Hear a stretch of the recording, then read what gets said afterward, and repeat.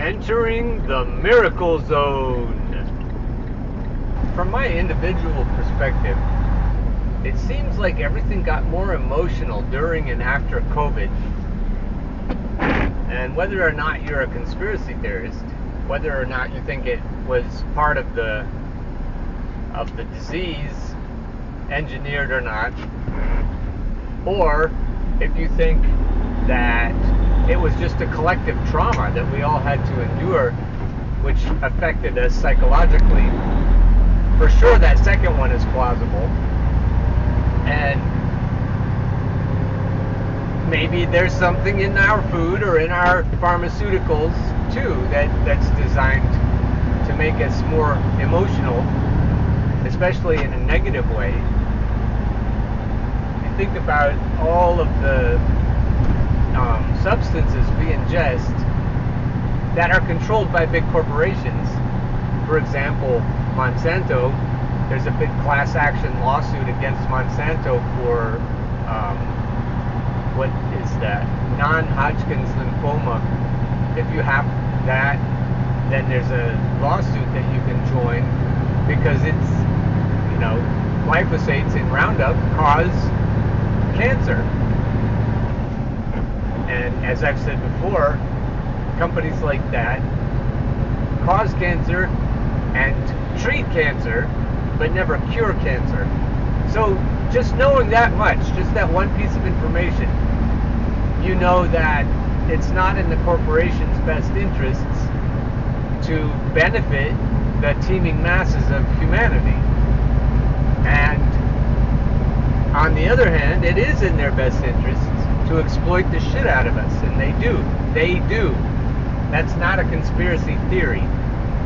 And so with that in mind, we have all, for whatever reason, we have all these emotions. Another reason, while I'm thinking about it, for all these emotions is that the government didn't do anything to take care of people, really. Nothing substantial, not compared to other countries during COVID, but they did do a lot for big corporations. The stimulus money was to help corporations. And there's no good way, no matter how not cynical you are, to think that helping corporations is the same as helping regular people. They are not one and the same. Helping one typically harms the other. That was true when Obama bailed out the big banks, and it's been true ever since, no matter who's been president and no matter who has been in Congress. So that's all out there. We are dealing with forces that don't have our best interests in mind, the powers that I've talked about in other shows. So with this extra emotional content, for us to manifest bliss in our lives, we need to figure out how to deal with these emotions.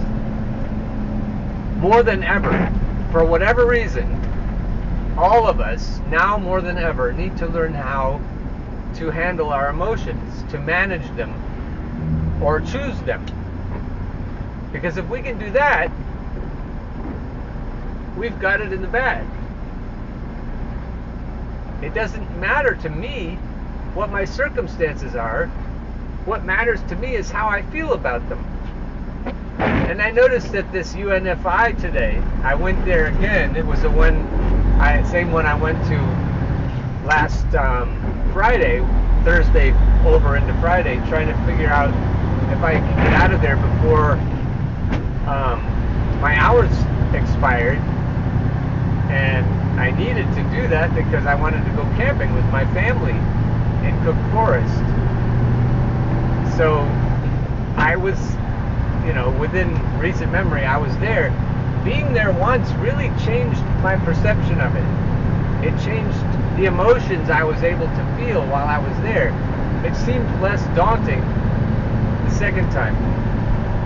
It's the same place. My point is, it's the same place, but I had a different emotional milieu as I went there the second time. I was bathed in different emotions. So what I'm trying to say is, the situation isn't the determining factor. The emotions are. And I believe with a little practice, all of us can just go straight to the emotions and choose them. And I know I'm speaking to people who, at least hypothetically, I'm speaking to people who have trouble with this. When we're talking about mental health issues, we're talking about how we feel. Most of the time, we're talking about anxiety and depression and other disorders, other chemical problems that disrupt our emotions. And if we felt happy, if we felt or even euphoric all the time, I don't think we would worry about our. I know we have to function, but when people are having trouble with their mental functioning, if they can keep people who are not trying to operate heavy equipment, but if they can keep people happy and out of pain, a lot of medications are for those two things, to regulate our emotions and to make sure we're not in pain.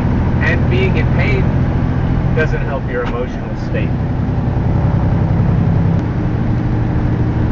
So to the topic of the miracle zone, to me the miracle zone is the no pain zone, is the not feeling like a chump zone. When I feel like a chump, I've told you because of rejection, sensitive dysphoria, I feel like I'm in horrible pain. I am in horrible pain. And that's an emotional problem that comes from feeling triggered by circumstances and thoughts that come into my head. I feel like I can't choose a pain-free environment when I feel that rejection, which is triggered by various things. But what I'm figuring out is not to figure out logically why I shouldn't feel rejection, but to just choose. For me, the best strategy has been just to choose neutral, shift into neutral, because between every gear is neutral. So instead of choosing a different emotion, I just choose no emotion, and then I'm out of pain. And being out of pain, to me, is bliss, not hurting, especially when the pain is so intense.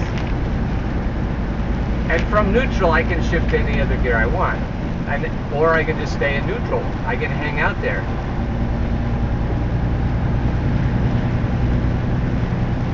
For me, that's a big effing deal, to be able to shift into neutral from a painful place. To me, that means everything.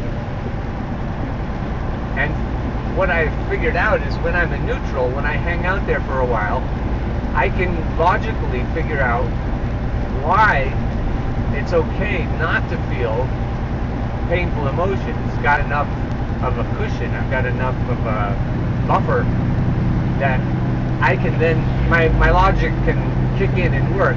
But when I'm in pain, I'm not logical, and I can't figure out why I shouldn't feel pain. Lately, I've dealt with the feeling of a partner who's in her 50s, and that's for a lot of partnerships that have been together a while. It's not easy to sustain passion and excitement throughout all of the days and weeks, all of the busyness. It's easy to get into kind of a rut.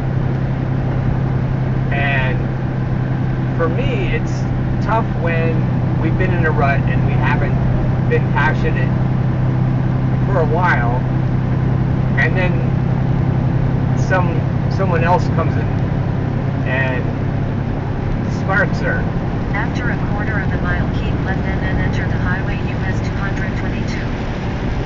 And then when that happens, I feel like, well, what was wrong with me? And the thing that was wrong with me was that I wasn't new, that I wasn't just popping into town, you know, for a day or something like that, or my work schedule changed suddenly. And when that happens in a partnership, you just say, well, you know, we can get to business or passion or whatever anytime. We don't have to worry about working around our schedules, and spontaneity isn't as likely. So I get my BPs hurt sometimes if somebody else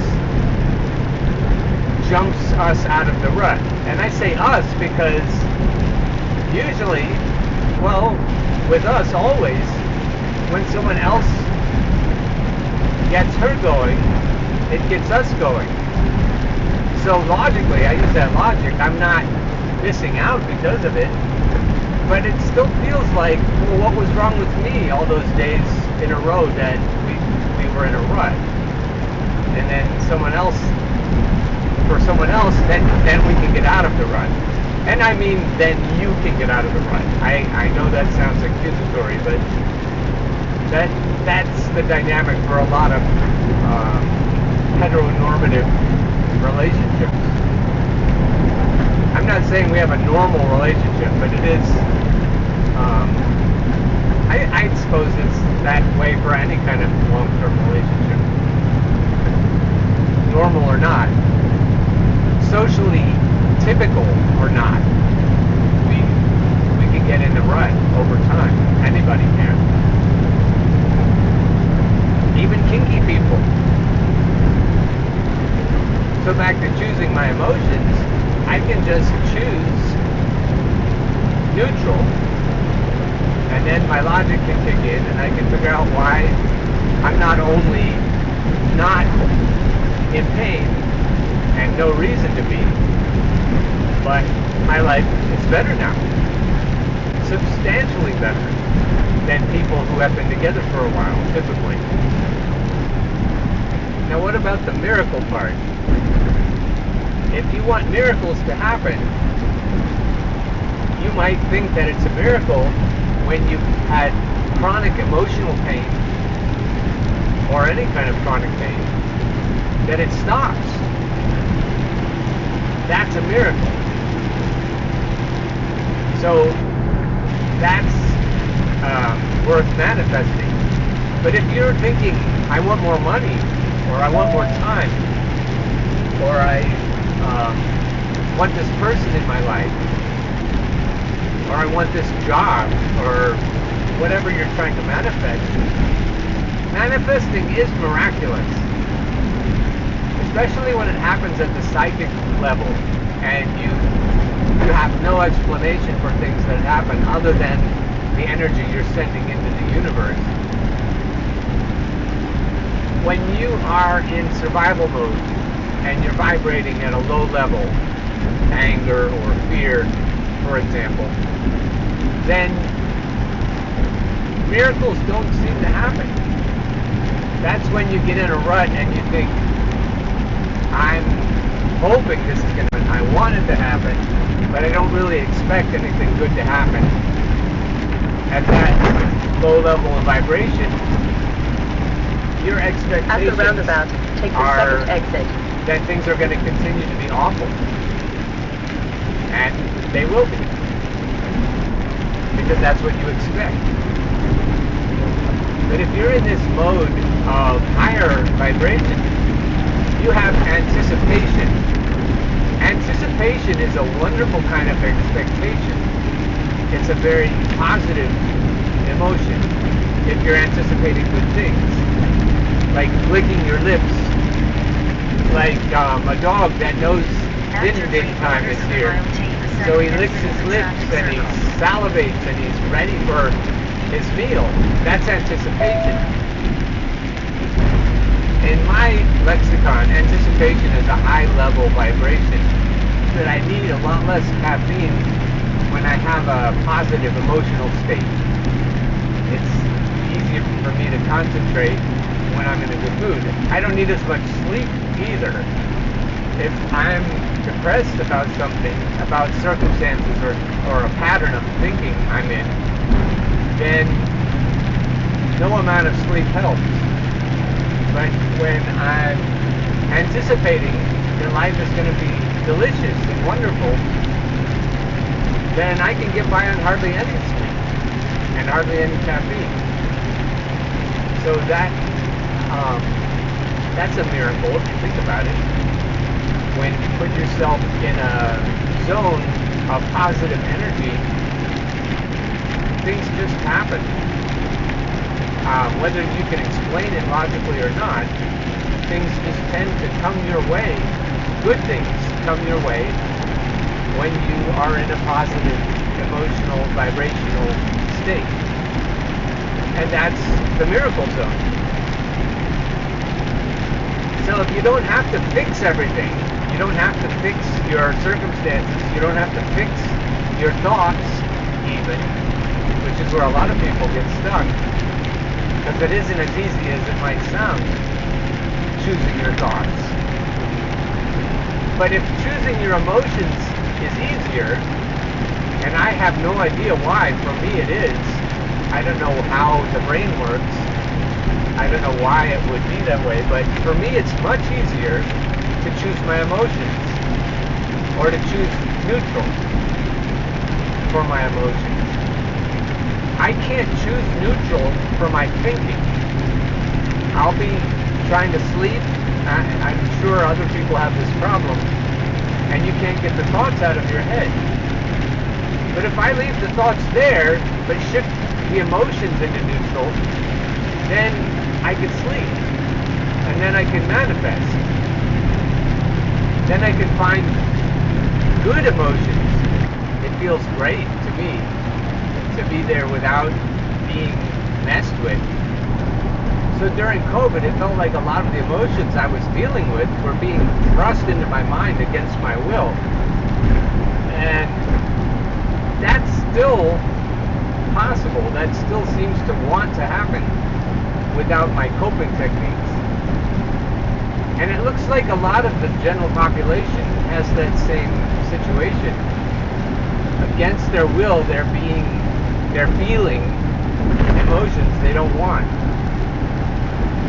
And there are lots of good reasons, I suppose, but with or without the reasons, if you can just shift out of all those emotions, it puts you in a calmer place for sure, and to me, more lucid, more mentally healthy. Admittedly, that puts the bar pretty low, because I don't even care about miracles. To me, it's enough of a miracle to have peace, not to have a panoply of unwelcome emotions. I can just be happy. I can just be neutral, and that's a miracle enough. But if I want reasons to feel happy, if I want to manifest reasons, which really is unnecessary, I don't care if I have any reasons to be happy as long as I'm happy. I don't need money. Money doesn't make people happy.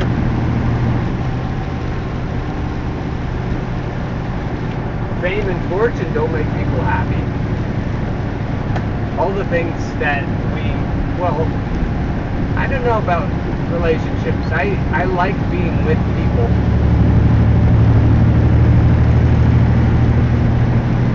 I like alcohol. You can almost say it makes me happy, except I'm fine without alcohol. I don't have any addiction problem with it. But I can just be happy. I don't need material things. I think I do need people. I need to connect to people. I don't know how to be happy by myself. But some people do.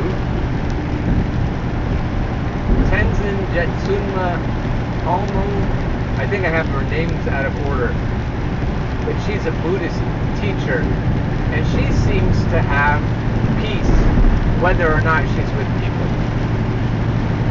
So maybe it's a Western disease that we have to be surrounded by people, or at least a few choice people. but I still seem to need my people. And I'm happy when they seem to want me around. As I get older, I think I feel that more and more. I want my grandchildren to be glad to see me.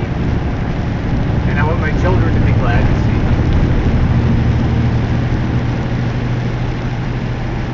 But other than that, I don't know about the causal link between circumstances or even thoughts and emotions.